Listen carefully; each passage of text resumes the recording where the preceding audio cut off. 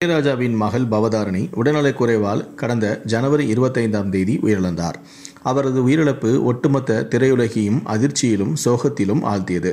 அவரது உடலானது பண்ணைப்புறத்தில் அடக்கமும் செய்யப்பட்டது. அவரின் ஆன்மா சாந்தி அடையணும் அப்படின்னு நினைக்கிறவங்க இந்த வீடியோக்கு ஒரு லைக் கொடுத்துட்டு தொடர்ந்து இந்த வீடியோவை பாருங்க. இசைஞானி இளையராஜாவின் மகள் பவதாரணி சிறு வயது முதலேயே இசை மீது ஆர்வம் கொண்ட அவர் ராசையா படத்தின் மூலம் பாடகியாக அறிமுகமானார். முதல் பாடலாக காதல் வானிலே காதல் வானிலே என்ற பாடலை பாடிய அவர் 30க்கும் மேற்பட்ட படங்களில் பாடல்களை பாடியிருக்கிறார். தனித்துவமான குரல் வளம் கொண்ட அவர் ஒவ்வொரு பாடலிலும் தனது திறமையை நிரூபித்துள்ளார்.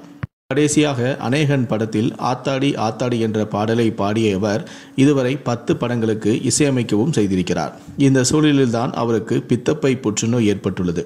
அதையொட்டி அவர் சென்னையிலேயே சிகிச்சை பெற்று வந்தார். இங்கு சரியாகாததால் இலங்கையில் ஆயுர்வேத சிகிச்சை எடுக்க முடிவு செய்து அங்கு சில மாதங்களுக்கு முன்பு சென்றார். ஆனால் அங்கு சிகிச்சை பலனின்றி கடந்த வாரம் அவர் உயிரிழந்தார். அவரது உடல் பண்ணைப்புறத்தில் அடக்கமும் செய்யப்பட்டிருக்கிறது.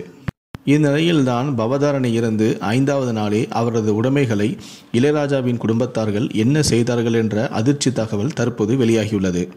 தன்னுடைய செல்ல மகளுக்கு பிடித்தபடி இறுதி சடங்கில் அனைத்தையும் செய்த இளையராஜாவின் குடும்பத்தினர் பவதாரணியின் உடைமைகளை தீயிட்டு கொளுத்தியுள்ளனர் என்ற தகவல் வெளியாகியுள்ளது. பவதாரணி இறந்த 5வது நாளே அவருடைய உடைமைகளை தீயிட்டு கொளுத்தியது ஏன் என்ற கேள்வி தற்போது சமூக வலைகளில் எழுந்துள்ளது.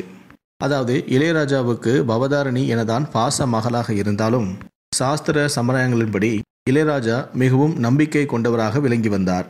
அதனால்தான் இறந்தவரின் உடைமைகள் வீட்டில் இருக்கக்கூடாது என்பதற்காக அதனை உடனடியாக தீயிட்டு கொளுத்தியதாக தற்போது தகவல் வெளியாகியிருக்கிறது. இதை கேள்விப்பட்ட பல இளையராஜாவின் ரசிகர்கள் கடும் அதிர்ச்சி அடைந்தும் உள்ளனர். இந்த வீடியோவை பற்றிய உங்களுடைய கருத்துக்கள் என்ன அப்படிங்கிறத கீழே இருக்கக்கூடிய கமெண்ட் செக்ஷனில் மறக்காமல் சொல்லுங்கள். முடிந்தளவுக்கு இந்த வீடியோவை மற்றவங்களுக்கும் ஷேர் பண்ணுங்கள். நன்றி, வணக்கம்.